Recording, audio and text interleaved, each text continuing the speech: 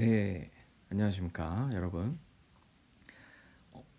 2022학년도 대입정보 119 활용 안내 3-2번째 자연 계열의 논술 위주 전형의 이해에 대해서 설명해 드릴 휘문고 조성현입니다.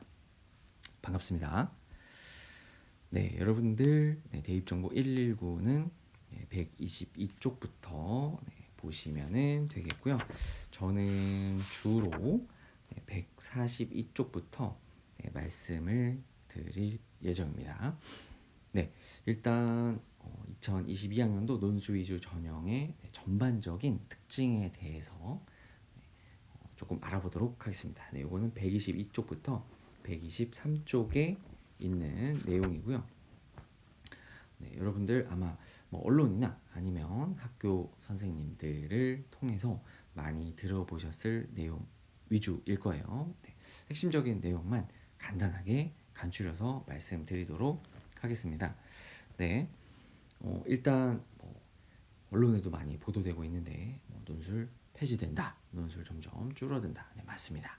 전체적인 모집 인원 규모 감소하고 있어요. 네, 그런데 선발 인원은 2021학년도에 비해서 크게 감소하지 않았다는 거 여러분들 아마 수치로 보실 수가 있을 겁니다. 네, 그 이유는 여기 맨 밑에 있는 바로 적성고사에서 논술고사로 변경된 3개 대학이 있어요. 네, 뒤에서도 자세히 말씀드리겠지만 가천대, 고려대, 세종, 그리고 수원대, 여기에서 굉장히 많은 인원이 논술고사로 선발을 하기 때문에 세 대학을 합쳐서 약 1,700명이 넘습니다.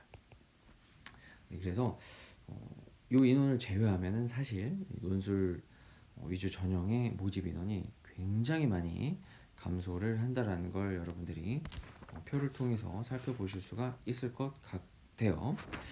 네, 자 그리고 두 번째 특징으로는 네 번째가 연결된다라고 볼 수가 있겠는데요. 논술고사의 비중이 전반적으로 높아지고 있습니다.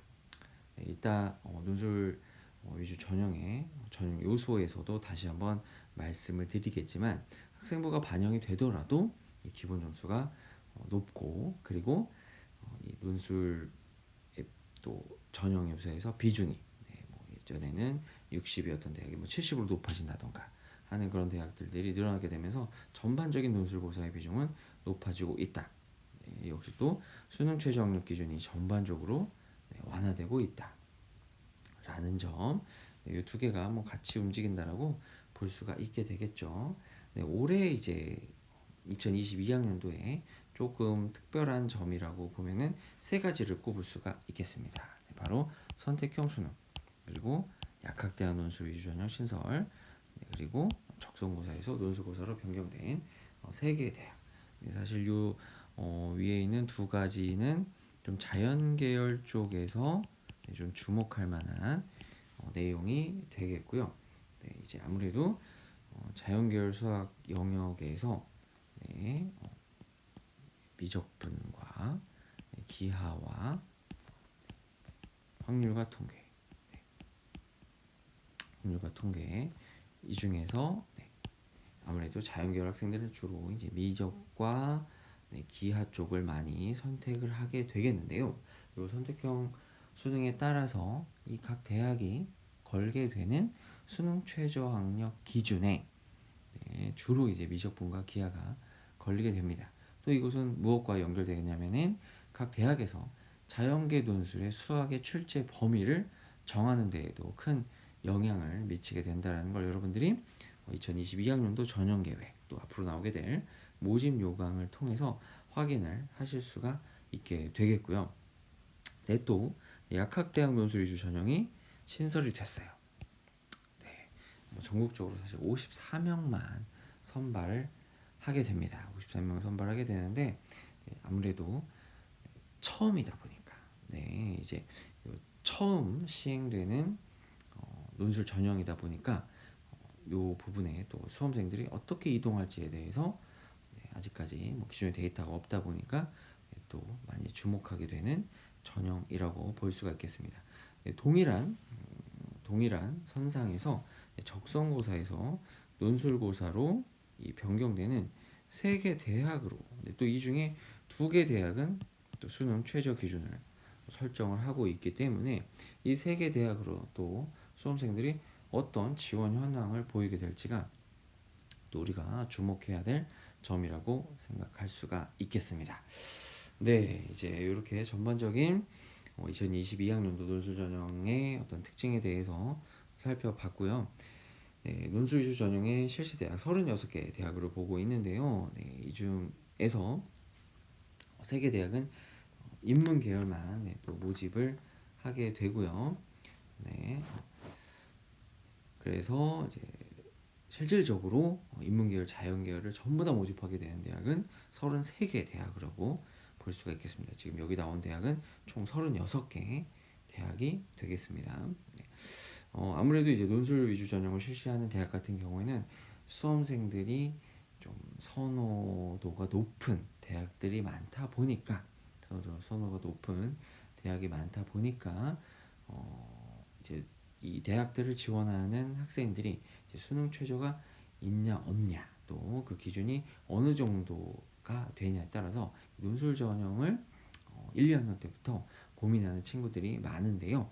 네, 뭐 지금 요 강의를 듣는 학생들 중에 고3 수험생이나 뭐 아니면은 직접적인 올해 수능을 보는 수험생들 같은 경우엔 이미 아마 뭐 수시로 어느 대학을 지원할지 대략적인 가이드라인을 정해 놨을 것 같은데요. 혹시라도 1, 2학년 학생들이 요 강의를 듣게 된다면은 요 강의를 듣고 나는 어느 대학을 나중에 논술 전형으로 택할지에 대해서 좀 고민을 하는 시간을 가져봤으면 또 좋겠다는 생각을 해봅니다. 자, 또 이제 우리 논술 위주 전형에는 전형 요소가 또 좀 중요한 요소로 작용을 합니다. 아무래도 학생부가 들어가느냐 들어가지 않느냐, 네, 요것에 따라서. 그리고 또 주목할 것은 이 변경되는 대학들이 있어요. 네, 변경되는 대학들 요 점에 대해서 이제 또 지금 말씀을 드릴 건데 아무래도 우리 앞쪽에서도 논술 전형은 논술 고사의 비중이 커진다라고 이제 말씀을 드리는데, 아니 선생님 그러면 이 학생부 40% 굉장히 지금 높은 비율인데 논술 60, 학생부 40, 논술이 조금 높지만 학생부 정말 중요한 거 아니냐, 이렇게 반문할 수 있습니다. 하지만 네, 이 학생부 같은 경우에는 바로 기본 점수가 상당히 큰 편입니다. 네, 기본 점수. 네. 그래서 이 기본 점수가 있다라는 점 여러분들이 알아두셔야 될 것 같고요. 요거는 대학마다 내신을 산출하는 공식이 좀 다 상이하고, 자 그리고 기본 점수의 비중이 다 다르기 때문에 여러분들이 목표로 하는 대학에 여러분들의 내신 성적을 가지고 과연 내가 몇 점이나 감점이 되는지를 살펴보는 게 중요한데요. 몇 점이나 감점이 되는지를 살펴볼 때 바로 중요한 것은 급간의 차이입니다. 주로 이제 만점에서부터 기본 점수까지 이렇게 급간을 나누고 있어요. 그런데 중요한 점은 이 감점이 되는 폭이 일정하거나 아니면 조금씩 내려가다가 갑자기 크게 뛰는 구간이 존재를 합니다. 대부분 대학이 이래요. 네, 그랬을 때 이 앞쪽에 있는 이 작은 점수의 차이는 논술 시험의 성적으로 어느 정도 극복이 가능하다라고 볼 수가 있는데, 만약에 이제 수험생의 점수가 급간이 굉장히 큰 간격 뒤쪽에 있다 라면은 논술 점수로 극복이 이제 쉽지 않다라고 우리가 물론 불가능한 건 아니지만 쉽지 않다라고 우리가 생각을 할 수가 있겠습니다. 네, 그래서 아무래도 이 수험생들의 지원 경향을 보면은 이제 논술 100%로 선발하는 이런 대학 같은 경우에는 상대적으로 이 학생부의 교과 성적이 비교적 낮은 학생들도 굉장히 다수의 학생들이 지원하는 것을 우리가 볼 수가 있게 되겠죠. 네, 자 이런 데에서 이제 방금 전에도 우리가 선생님이 이제 말씀드렸던 예년과 비교해서 올해 변경되는 점을 꼭 중요하게 살펴봐야 된다라고 말씀드렸는데요. 2022학년도에 이 전형 요소가 변경되는 대학이 크게 변경되는 대학이 3개 대학이 있어요.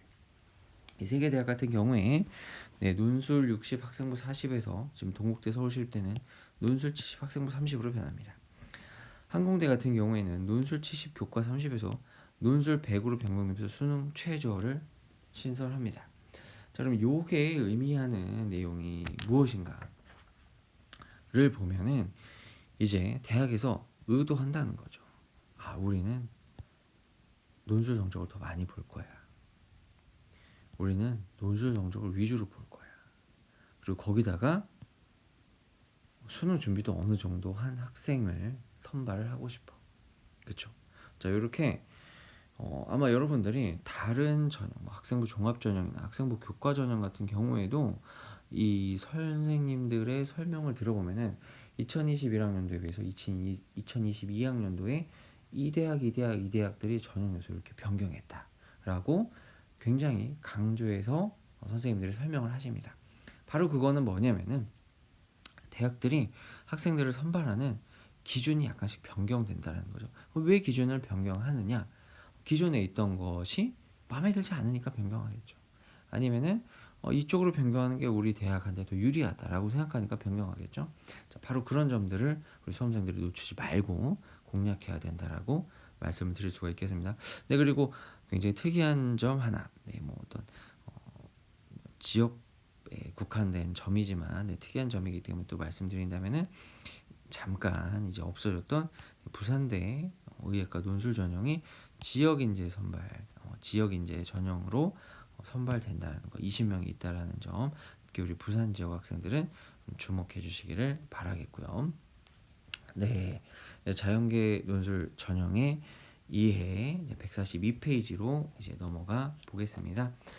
네, 아까도 말씀드렸다시피 우리 33개 대학에서 인문계 학생들, 자연계 학생들 전부 다 선발한다고 볼 수가 있겠는데요. 자연계 논술 전형으로 선발하는 대학은 20개 대학, 서울의 20개 대학, 인천, 경기, 강원, 세종, 충남, 대구, 부산, 울산 이렇게 해서 총 35개 대학으로 볼 수가 있겠는데 중앙대를 하나의 대학으로 본다면은 34개 대학으로 우리가 볼 수가 있겠습니다. 네, 우리가 또 주목해야 될 점이 아무래도 논술 전형에는 상위권 수험생들이 다수 대거 지원을 하게 되는데요. 의학학 논술 전형 인원 보면은 지속적으로 감소하고 있다라는 거 볼 수가 있겠습니다. 선생님 여기 증가했는데요. 네, 바로 2022학년도에 54명이 약학과로 선발하게 되면서 총 숫자로는 22개 대학에서 증가한 것처럼 보이지만 전반적으로는 감소하고 있다. 네, 특히 신설되는 고려대 세종 10명, 그리고 상당히 많은 숫자를 선발하는 중앙대 같은 경우에 또 우리가 또 어느 정도의 수험생들이 몰릴 것인지에 대해서 좀 주목해 볼 만하다라고 볼 수가 있겠고요. 중앙대 같은 경우에는 이쪽에 나오지만 수능 최저 기준이 상당히 높다라는 거. 이건 아무래도 중앙대학교 약학과가 어떤 전통적으로 입시에서 강세를 보였던 과이기 때문이다라고 볼 수가 있겠습니다. 네, 수능 최저 학력 기준 아무래도 주목할 점은 적성고사에서 논술고사로 변경한 가천대가 수능 최저 학력 기준을 설정했고요. 그리고 지금 많은 대학에서 미적분과 기하를 수능 최저 기준으로 설정하고 있다라는 거. 고려대 세종 자연계열 약학과 경제통계 자유공학부를 전부 다 다르게 수능 최저 기준을 설정하고 있다라는 거. 자, 보셨으면은 좋겠고요.